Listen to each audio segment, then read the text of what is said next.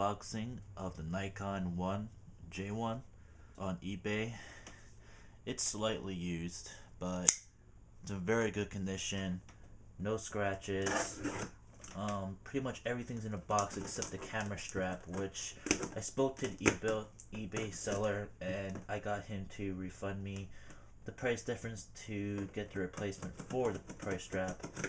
So it basically saved over $250 on the camera, and so basically it's a good deal for getting it slightly used and with a missing strap. But basically, again, I got the price difference for the price strap.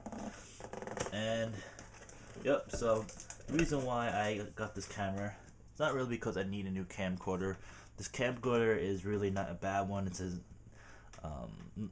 Kodiak ZI-8, which is really, people would say it's a crappy video camera, but I'm not a professional or anything for a video for shooting film. But I'm going on the trip to Hungary, Budapest, Hungary in August, and I don't have a camera. Unbelievable or not, all the technology I have no camera at all.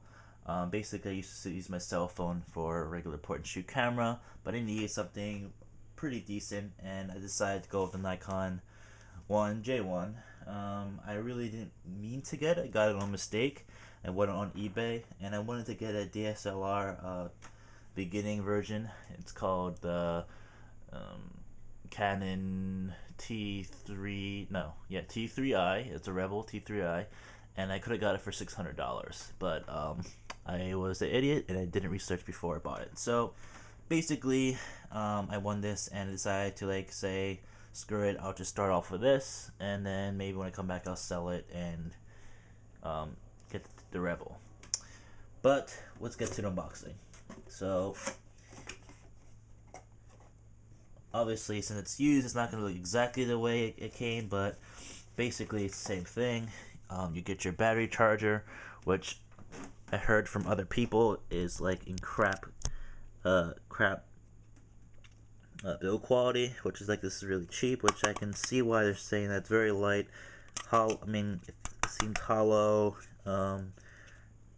looks very crappy, but whatever, it's a battery charger, I don't care. Next thing on the list, we have your data transfer cable. It's a regular USB 2.0 to mini B USB, which I have a shitload of. I don't know why I would need another one, but whatever. And we have a mini tripod, which is, these things are crap. They don't do much, so throw that away. Then we have our camera lens. Now this is a 30mm to a 10mm. Again, I'm not the best on camera, so I really don't know how far zoom this is. There's a 30 to 110mm lens, which goes for $250. Pretty much all the lenses go for $250.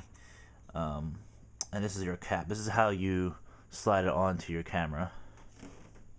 You can't see that, but yeah. Anyways, there's also a lens that's going for $250 that you can shoot for video, which I might get because this shoots pretty good video. It shoots 1080p at 30 frames, I believe, and it shoots 720p at 60 frames. It also can shoot in slow motion and a really low resolution, but that's besides the point. Here's a camera right here. So I really didn't get it because Ashton Kutcher says it's a great camera. That's really not why I got it. It's because it looks very nice, and I buy things that look nice, and I also it's very compact. I wanted a type of camera that had interchangeable lenses, but it was not a DSLR. But then I realized after that you could get a DSLR for a pretty cheap price, for $600. But I saved over $250 on this deal, and as you can see, there's no scratches on this. No dents, no dings. So why not save $250 on it and go with it? So we have a camera right there, and yep, that's the camera. And then Last but not least, you get your user manuals and shit, which warranty, and you know, pretty much when you buy a used thing, you pretty much, you know, throw the dice and saying, hey, I'm gonna take a risk, and you know, if it breaks, it breaks. Because usually I get stuff at Best Buy, the black tire protection plan, and you know, then I'm set. But this time I have to be very careful. Last but not least, you get your software. This is to transport your files. This cool thing about this camera, it takes RAW files and JPEG at the same time. So this software manages it for you, and it actually, I saw from reviews that this camera transporting the photos runs faster on a Mac than the Windows experience, which is great because I have a Mac computer. So good for that. And that's basically on the box. You know, it's just this other packing material, which which the seller did not, I guess, pack up, and then some type of sticker, digital camera screen protector. Okay, I probably will not use this, but it's there if I need it. And that will be unboxing. Alright, so I'm just going to give you guys a quick look on Nikon 1J1. The very neat feature about this camera is that you can interchange the lenses. You just hit this button right here and you flick and turn, and you can remove the lenses. There's about 3 or 4 different type of lenses. This is a 10mm to 30mm lens, and there's one that's 30mm to 110mm lens. There's also a video lens as well, and then there's a pancake lens, which basically shoots photos really quickly. And I dropped the cap, but actually, basically, when you turn on this camera, it won't work in this mode. You have to extend the lens, which basically you can also turn on the camera while turning the lens. So let me just show you. You click this button and you flick, and then it turns on. So very neat feature. And the also neat thing about this camera is if you don't have a memory card in the actual camera, if it lets me open it, okay, if you don't have a memory card in the camera, it won't let you shoot. So if I'm trying to take photos right now, it won't let me shoot, which is a very nice feature, because some people forget that there's a memory card in there and they think they're taking a bunch of pictures, and you're actually in reality are not. So I have a 64GB high ultra speed memory card slot in here. The very neat feature I like to talk about this camera is when you go into the menu system and you go to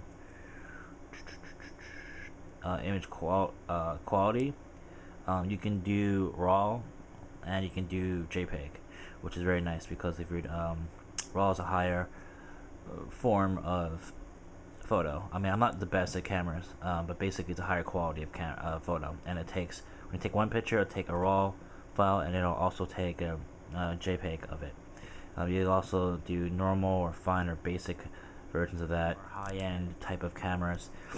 But basically, I'm gonna have my friend, try it out, and then I'll basically sum up what she said, and then I'll have a review for you guys, basically.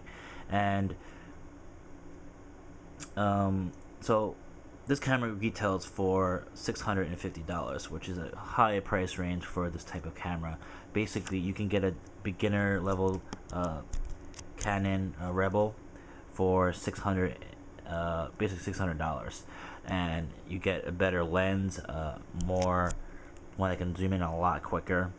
And the upside about spending so much money on this type of camera is having the size. This is a very small camera, and it's actually not that heavy. The build quality is great, and I only paid about $400 for this, and it's like brand new mid condition. So why not spend $400 on it? I think it's a very good price I spent for it. So that's the reason why I went with this camera.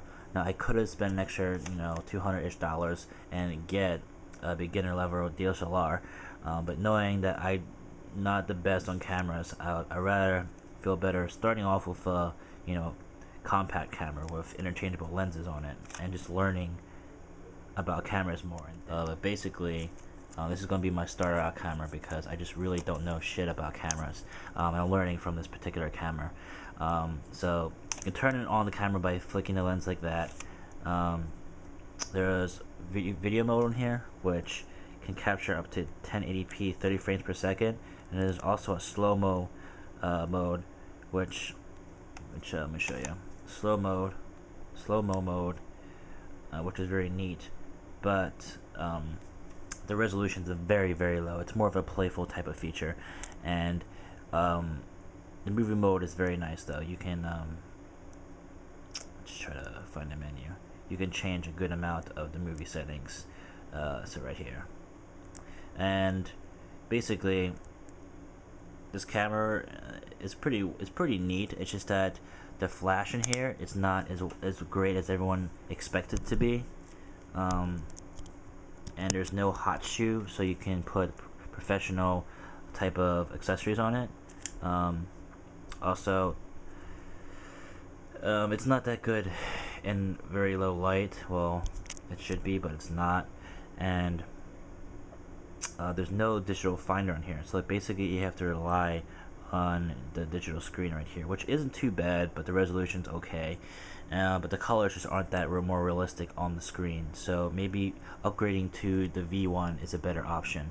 It's just that I didn't want to spend about $1,000-ish or around that price for a camera, so decided to go with the J1. That's more than what I need for the job. I'm going on the trip to Hungary. I'm not sure if you guys know that. I'm going on a trip to Hungary and Budapest, so I'll be needing a very nice camera, and I just don't want something really heavy. It's very small and compact. Decided to go with this. And also to know there's a micro HDMI or mini HDMI, I believe. And then this is your transfer port for your camera, your photos and videos. There's a camera strap right there, which again my seller did not include in here, but I bought 901 and he refunded me money, the difference, to put it on there. Actually, it's on both sides, which is actually fairly nice. And then this is your button for the flash. It automatically comes out, on and off button. And this is the most confusing part about the camera. I don't know why Nikon decided to go with this, but basically this one shoots photos and this one shoots video. So you have someone that doesn't know how to use a camera, they might be recording you and actually might not be doing anything rather than taking a photo. And then this is another minor thing, but when you flick this up and you want to close it, it doesn't stay closed. You just have to push that over, and it's just an extra step which is really annoying. But on the plus side, the memory card is actually upright, which is nice. You just put it in upright rather than putting it backwards, which most cameras will go backwards. So that's a really nice feature about this camera. The battery is also, I don't like the way the battery is, and it's in backwards. And then you can also put it in this way and it will still go in, which is kind of confusing to someone. So basically you have to read the directions, but it's confusing. I'd rather the battery only go in one way. Battery life is not too bad. You may want to pick up an extra battery if you're going on the trip, which I'm going to have to do eventually. So that's basically it. Just a really quick hands-on and unboxing for you guys.